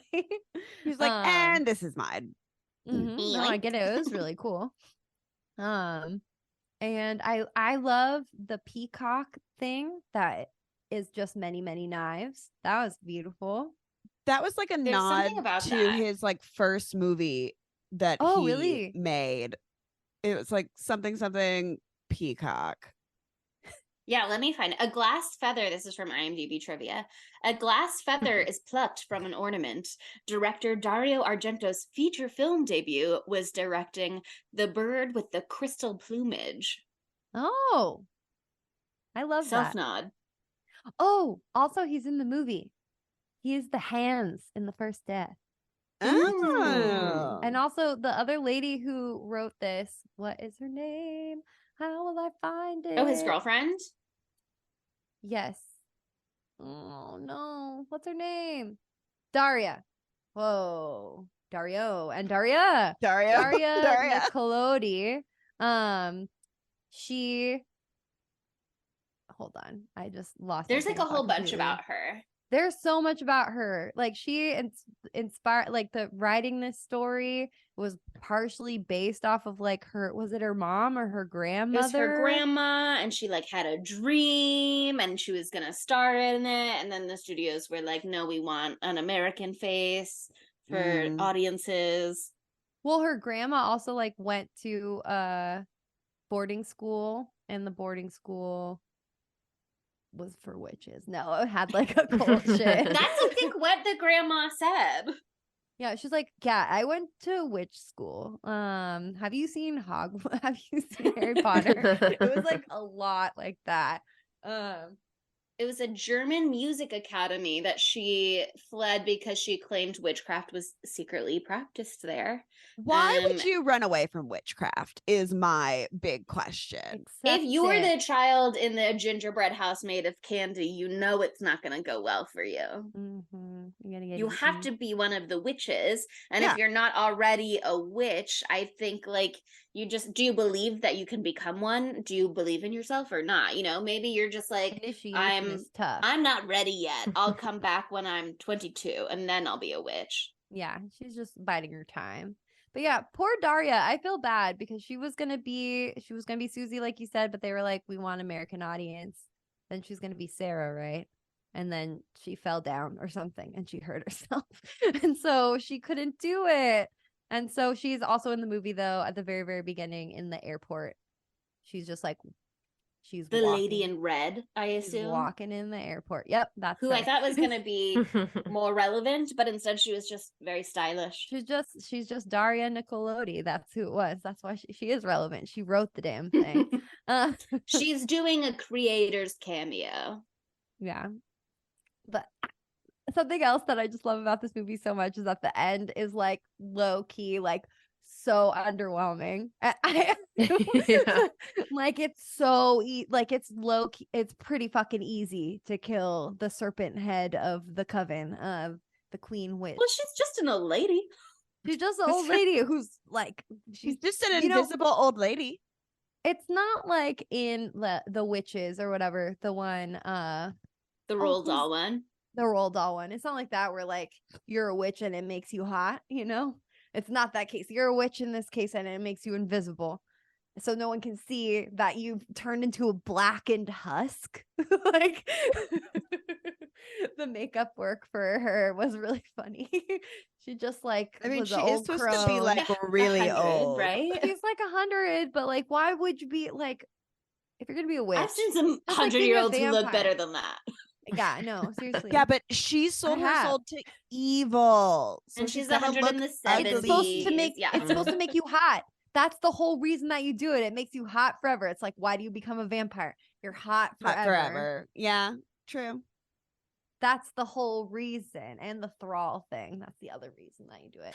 You don't need to be hot if you can enchant people with your magic. That's why they're like, you still want to be ugly. hot. Don't you see Pablo? He's ugly and he's in the coven. That's because he's a man. But he has beautiful teeth. So. He does have good teeth. He got new chompers recently. All women care about. Good teeth. But yeah, she kills her. She does it. She kills her. Dario Nicolodi, she does also do the scary, spooky voice for the witch at the end. So that's her as well. Oh, good. She kills her. I'm really glad that she doesn't have to like fight Sarah's corpse. Like Sarah's corpse comes back to life to go kill her, and she's like, "Oh well, I don't even have to deal with that actually, because I see this magic lightning outline of the Queen Witch right here." Stabs her. Then everyone just starts bleeding from their face, so they can't come after her. The whole house starts to explode, which is sad because it's a really beautiful place. It's a great house. The crushed blue velvet walls in that one room. Ugh. You just don't see that anymore. It's really too bad. And then, like, this bitch. What's her name? What's this actress's name? Jessica Harper. She is so good at being like, like overacting hand gestures are like her whole thing. And you get so many of those of her being like, an explosion, the door, oh no. And like her hands are always up by her face. Like, I don't know what to do with my hands kind of vibes. And like the second she makes it outside and she gets that moment where she's like, she like puts her hands through her hair and she's just like beaming and she's smiling. It was totally like Hilary Duff, like coming clean moment for me. But like she's like so sure that everything's fine now. The second she's out the door, and then the whole building like explodes. So great. She's a great little final girl before Final Girls, you know, like right before. Mm-hmm. Really? Yeah, and I mean, she said apparently that the rigged explosions going off really were very scary. So I think she just like a little bit, it's a high drama acting scene, and a little bit she's like, that is very nearby and I have to run through it, is what you're telling me. And they're also blasting goblins. Yeah. And also they're playing the music so loud. And also I hear Dario Argento's set master working on his next movie next door. And yeah, but I mean, I also love when she's like out in the rain, and I think it's such a nice like circle back to the beginning. Like Pat made it out into the rain, but that didn't mean it was over for her. But finally Susie has put an end to it for good. Yeah, and like at the beginning of the movie, she was like, "Oh, the rain, it's terrible, it's hurting me," and now she's like, "I'll take the rain over that place any day." Dramatic. Okay, it's time for our segments. We have to ask the age-old question that Dario Argento could never answer because he doesn't get it. How could this movie be gayer? Actually, he could answer it. He'd just be like, have more women. Only women talk to each other. More seductive dancing. That yes. I could have used lost a homoerotic Mark. dance.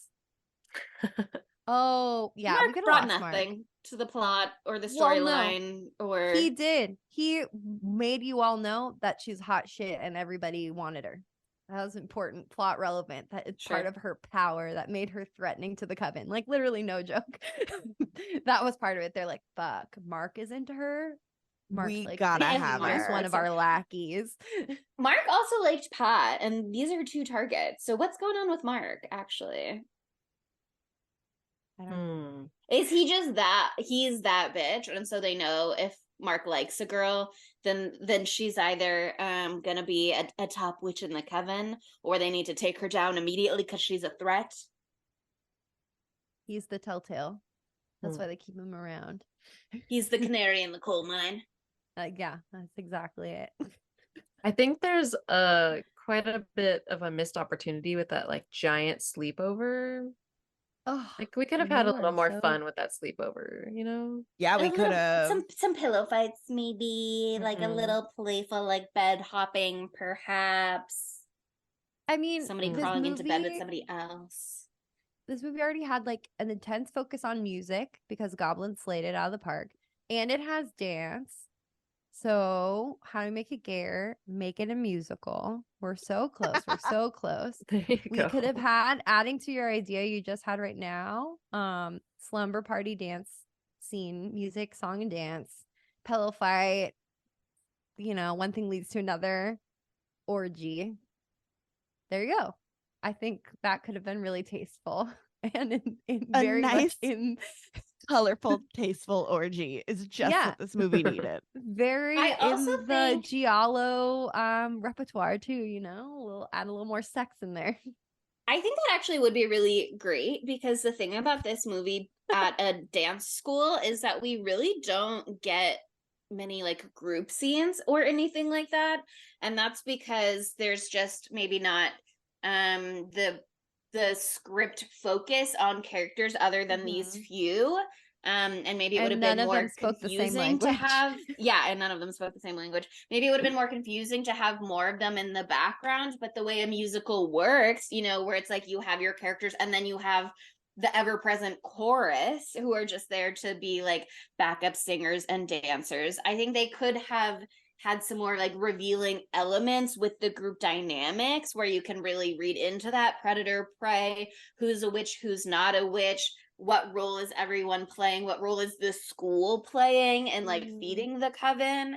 I think that could have been very enlightening. And also I'm picturing them all like doing ballet leaps around and little ballet moves and stuff, and then all simultaneously in synchronicity, like collapsing back into their beds and going do a little honk shoe afterwards.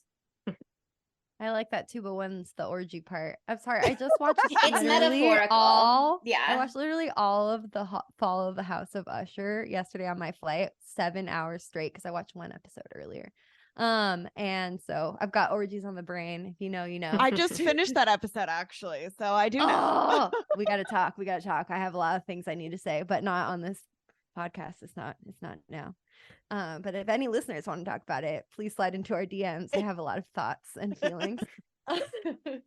Okay, any more gay thoughts though about Suspiria before we move on?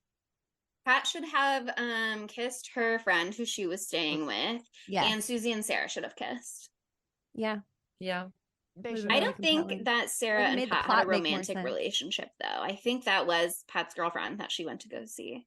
And I think she and Sarah were platonic. Mm-hmm. No, I agree. That doesn't mean you don't kiss your friends sometimes, but you don't want Susie to be a rebound. You know what I mean? Like, yeah.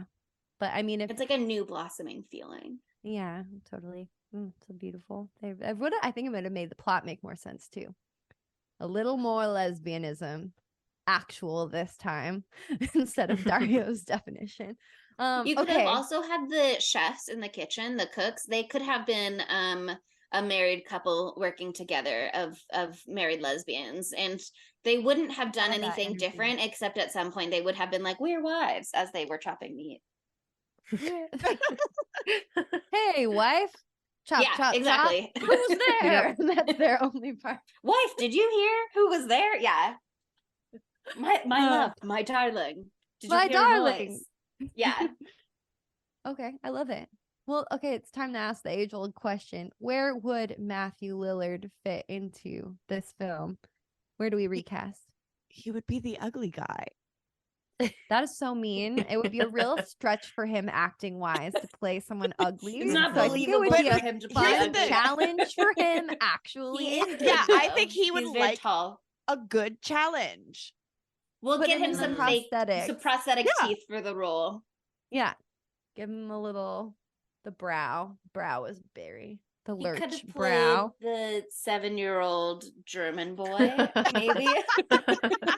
A very if we're putting him in prosthetics. Yeah, I love that for him. Time travel. Matthew Lillard as a little German boy. I forgot his name already, but the pianist, the guy gets.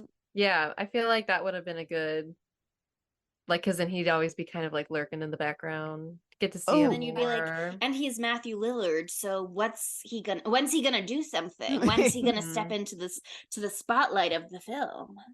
I know. Sorry. Okay. Oh, you go. Oh, he could just be one of the background dancers in a leotard. He's just there in a leotard. He's Mark. He's fucking Mark. He's perfect. He's that sexy, bitch. scream him. He likes to smoke weed. He likes to do a little joke where he peeks over the curtain. He's like, hee hee ha ha. Yeah, he'd love a little peek over the curtain moment. That the little like rascal stew energy. He could bring that. That's perfect. Stick out his tongue. That's perfect. Yeah. That's where he goes. He's got it all. Okay. Dumb bitch. Who's the dumb bitch? It's a hard one. There are times when the boy. Fuck that the little boy. Yeah, I think he's the mastermind. He is actually the head of the snake. Bad vibes, and I don't like it. I get it for that, but I also like that he's committed to a look and he's like very good at it, and it's not for everyone, but like it works for him and he's confident in that, and he also has like a look, like a fashion look, but he also has that face that he makes, that look where he just looks at you like you're the dumbest bitch in the world. Actually, I think he decides who the dumb bitch is. I think so, because he was has there that when look they did the judgment knife light spell flash. So I think he's a source of power for sure in this movie. Power. He will tell you if you're the dumb bitch, not the other way around. You looked at this movie, you thought he wasn't the true head boss all along. You're the dumb bitch. Oh, Sydney. This is Sydney Palooza. You can't talk to her like that. Okay, I think It's not Sarah because she does so many smart bitch things, but she also does some little silly girl things that when she's being pursued that make me very upset. I'm willing to give it to her simply for the way that she stacked those items. That was dumb bitch behavior. Yeah, dummy behavior. Suze for just blabbering and like telling their instructors about all the things that she know, which inadvertently got Sarah murdered. That's true. I heard the word secret behavior. Iris. Does that mean anything to you? Girl, those are exactly the words that we wish you didn't hear. Idiot. Okay, yeah. I mean, I don't want to give it to anyone because I love them too. They're great. The dumb bitch is the queen witch, unfortunately, in this scenario because she's mean and she had magic and she didn't even make herself hot. So that is dumb bitch behavior. Thinking, girl. What was she fucking thinking? What were you? What's even the point? If you're not going to make yourself hot, what's the point? Yeah, I'm so sorry, Sarah. Who's Sarah? I called you Sarah. God damn it, Vannah. I'm so sorry. I'm sorry, Vannah, that I'm being so vapid at this time. When you're an intellectual, I feel insecure. But if you're gonna have the witch powers, please. You got to make yourself hot. Yeah. It feels like it should be first on the to-do list. I know. World domination? No. Maybe she did make herself hot. She just has different beauty standards than we do. Maybe when she gets stabbed in the neck, it goes away. It made her ugly. Yeah. Yeah. And I think, I do think I love her whole plan of, it felt very Hannibal Lecter in Silence of the Lambs to me, of when we talked on that episode of how he's very like, look over here so you're not looking over here, where she's like invisible but she can be glimpsed in the light when like the light is around her, like a little eclipse, like she's still there so she can still block the light. Like in the scene with Daniel where he gets attacked by his seeing eye dog, you can't see anybody flying around but you can see their shadows on the building. They still cast a shadow, they can still be eclipsed by the light. So I think it was very smart of her to be like, don't look over here on the bed where you could see my shadow before through the curtain and you can see the shape of me now when the light hits me the right way. Look over there, your friend I turned into a fucking zombie. Don't look over here. I think that's pretty smart. So I think it's Sarah. I think Sarah's the dumb bitch. Okay. That suitcase I love her. We love you, Sarah. It's really, really, really bad. She did a really bad job. We love you, babe, but we gotta get a basic understanding of like physics and stuff. The big things on the bottom for stability. We'll help her. We'll figure it out. Okay, it's time for Knives Out of 5s. And I heard that this was a critical flop at first, which was shocking to me. I'm sure the numbers have changed now, but that apparently, back in the day, people are like, what the fuck? And honestly, like, fair. Yeah, because what the fuck is going on? Yeah, like it's beautiful and it's right and it's the way movies should be made henceforth. But also what the fuck? Yeah, I mean, I didn't see anything about it being a critical flop, so maybe somebody else who knows more about that can speak to it. But I think it did face a fair amount of like censorship for being violent and quote unquote promoting murder and stuff like that. Whatever that means exactly. We promote murder in this house, okay? Sometimes. But yeah, I think it got a lot of societal pushback in that regard for sure, where they were like, this is obscene and extreme, so maybe that was what that was. I don't know how audiences felt about it though at the time. Well, lay us down with those numbers. Okay, yeah, the numbers now, especially on Rotten Tomatoes, are very favorable. On IMDb, it's a little more measured. On IMDb, it has 7.3 out of 10. But on Rotten Tomatoes, it is 94% fresh from critics and 83% fresh from audiences. So pretty good. Awesome. Well, who wants to go first? This is a fucking 5 out of 5. This movie, again, it has the plot. What plot? Who cares? I'm here. I don't know her. I'm here for the Goblin soundtrack, and I'm here for all of the pretty colors and just the vibes. Like, it's a vibes movie. It is a vibes movie. Like, I don't need plot. I don't need anything. I love the rain. I want to run through the woods. The only time I want to be in the woods, running through it in the rain, scared for my life.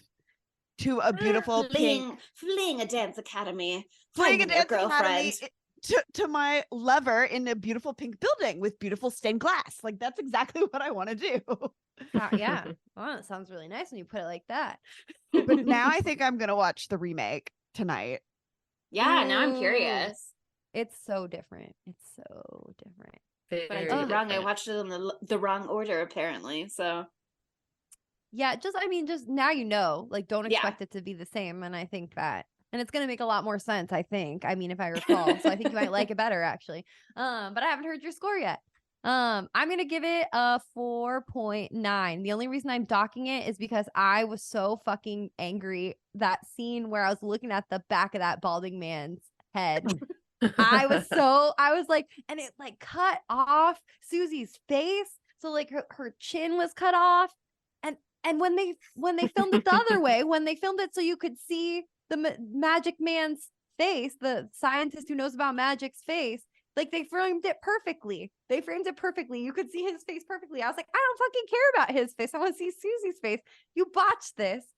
But one other thing I want to say really quickly is his reveal in the movie when they're like, oh, do you want to meet this man who knows all about magic? And he turns around and he's got like this like dramatic like flip around hair thing going on. That was a highlight for me also. So that almost redeemed it, but I'm still docking it 0.1. But yeah, this is a feast for the eyes, a feast for the senses. It really is. And it's a sensory movie. It's not no thoughts, just feelings. I would love to watch this with a movie going supplement. I have not done that yet, but I have been buzzed while watching it. That was fun. But also sober 5 a.m. really good time to watch it. Just saying. My only do it on shrooms, I think, and you're gonna have a crazy time, maybe. Ooh, that would be You're gonna open up neural pathways in your brain that have never even been discovered before. We're gonna watch this cool, movie. But the murdering. We're gonna watch this movie like it was intended on acid. I'm gonna do on opium.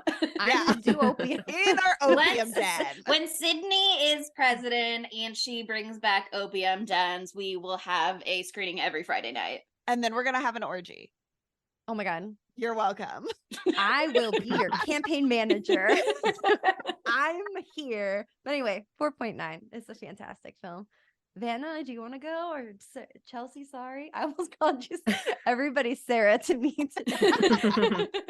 I think I'll jump the line if you don't mind, Vannah, because I feel like your score is going to be higher than mine, and so I want to end on a happier note. Mine is a provisional knives out of 5s, which I think is the word that I'm usually looking for when I say probationary. Because I think I like I said in the beginning, I just couldn't create the right atmosphere within which I would have like the prime experience viewing this film. I liked it. I was interested. I was like tuned in the whole time.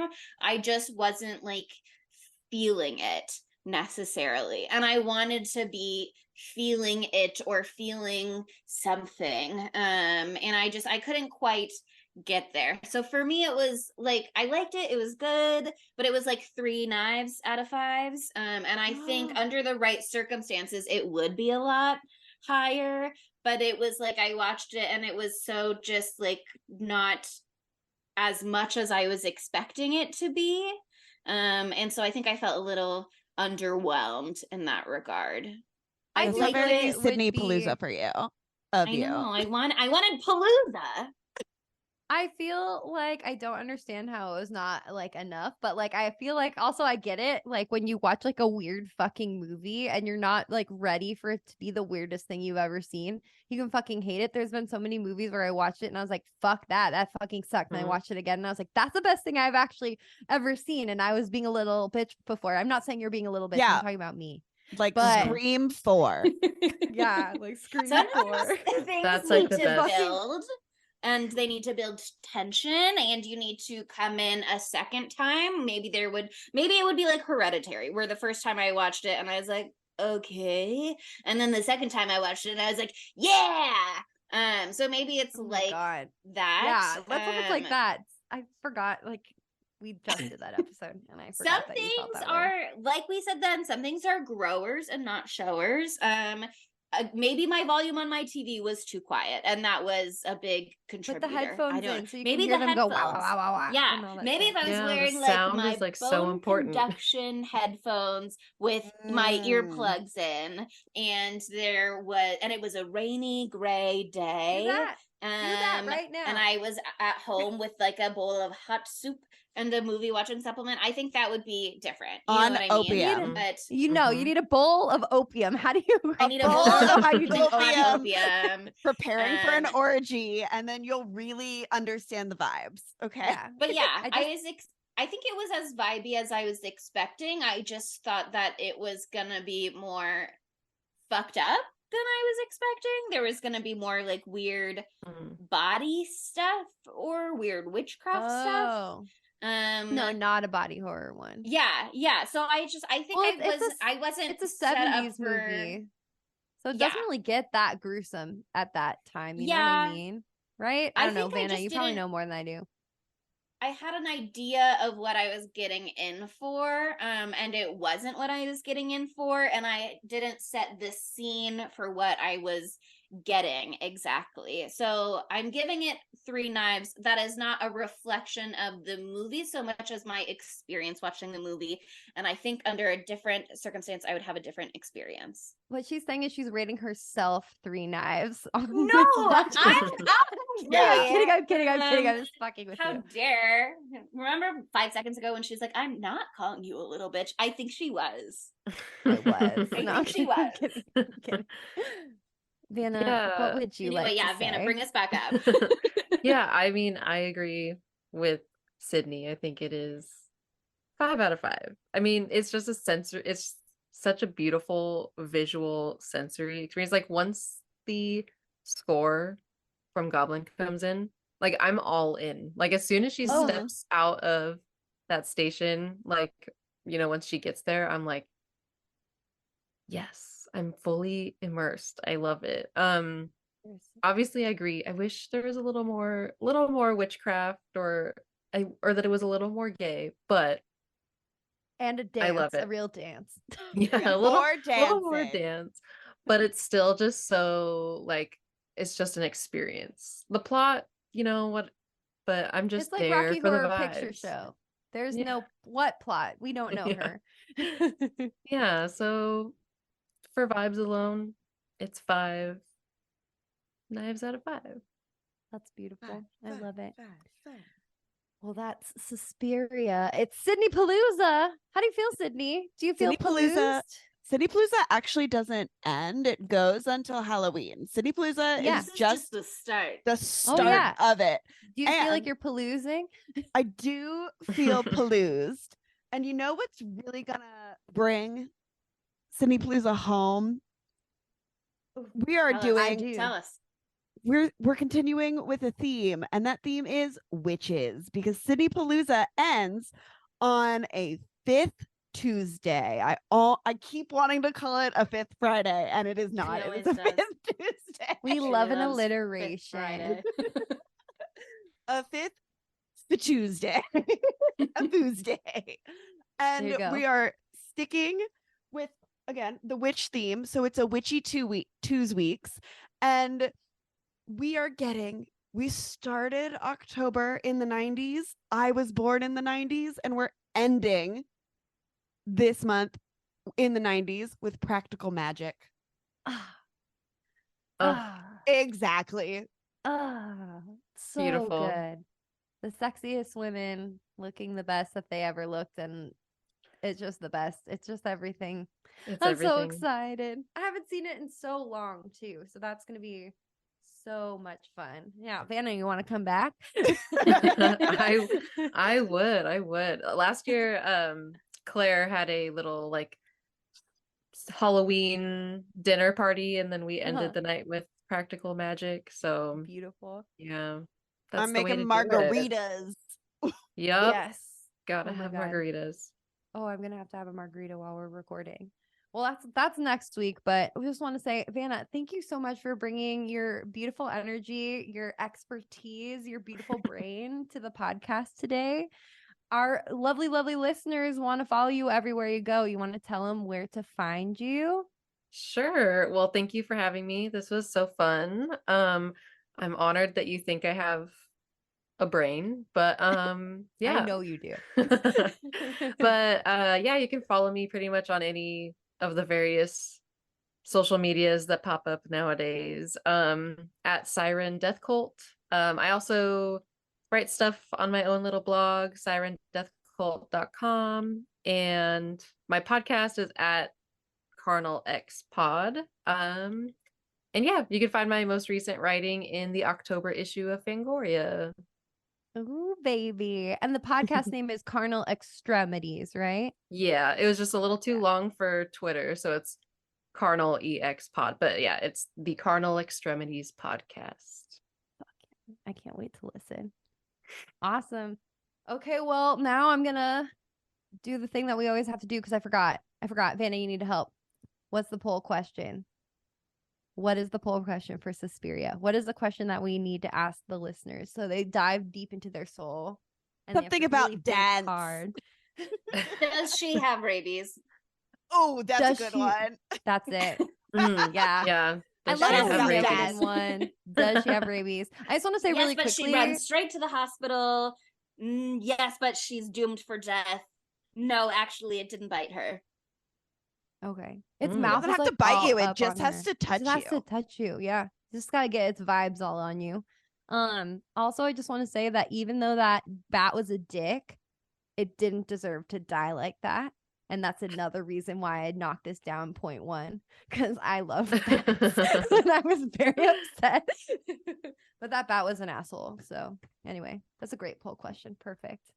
Okay, now I'm going to plug all of our social media. So get ready. Here we go. Why not give us a 5-star review? How about start with that? It's almost Halloween. It's Sydney's birthday. Why don't you go and give us a 5-star review and say, wish me so happy beautiful. birthday. Why don't you say, Sydney 2024? Why don't you say, yeah, I love opium orgies and makeout points. That sounds amazing. You are my president. You know what I mean? Not the opposite of not my president. And I approve this message. Anyway, give her a campaign slogan. That could be a really great 5-star review. Consider it. Also, follow us on social media. We're at spooky_Tuesday on TikTok, Twitter, Instagram, Letterboxd now, Tumblr, and we're also at Spooky Tuesday Pod on Facebook and Tumblr. Fuck, I said it wrong. Whatever. It's jet lag. You can figure it out. They get it. The Tumblr girl is already fucking Go to Instagram, go to the link in bio. It'll bring you to the Tumblr and it'll have links to anything you would need. Yeah. One day we'll have them all be the same, but we actually won't because Facebook doesn't allow underscores. So talk to Zuckerberg about that shit. Fucking goddamn it. It makes me actually very mad. But anyway, at the end of the day, I have to say, thank you for listening, and I'll see you next Tuesday.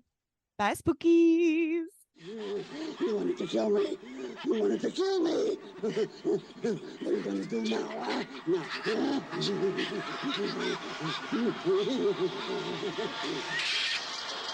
Now death is coming for you. You wanted to kill Elena Marcus. Hell is behind that door. You're going to meet death now. The living dead. Spooky Tuesday was created by Monica Haidt, Sydney Thompson, and Chelsea Duff, and edited by Sydney Thompson. Our gorgeously spooky tunes are all thanks to Tamra Simons, who you can follow on Instagram at Captain Tamra. And our podcast art is by Mary Murphy, who you can find on Instagram at _the_moon_omg.